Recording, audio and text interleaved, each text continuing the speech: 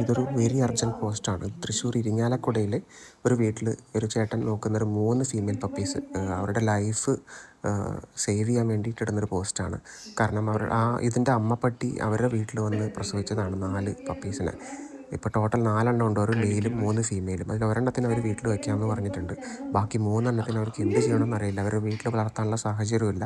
പുറത്ത് വിട്ട് കഴിഞ്ഞാൽ അവരുടെ ചുറ്റുമുള്ള അയൽവാസികളും ചുറ്റുമുള്ള എല്ലാവരും നായ്ക്കളെ ഉപദ്രവിക്കുന്നവരാണ്. അവർക്ക് ഫുഡും കിട്ടില്ല, ഒന്നും കിട്ടില്ല തുറന്ന് വിട്ട് കഴിഞ്ഞാൽ. അപ്പോൾ അവർ തൽക്കാലം വീട്ടിൽ കീപ്പ് ചെയ്തിട്ടുണ്ട്. പക്ഷേ എത്ര നാളെന്ന് അവർക്ക് അങ്ങനെ കീപ്പ് ചെയ്യാൻ പറ്റുമെന്ന് അറിയില്ല. ഫുഡ് കൊടുക്കാനോ ഒന്നിനുള്ള സാഹചര്യം ഇല്ല. വീട്ടിൽ സ്ഥലമൊന്നും ഇല്ലയെന്നാണ് പറഞ്ഞത്.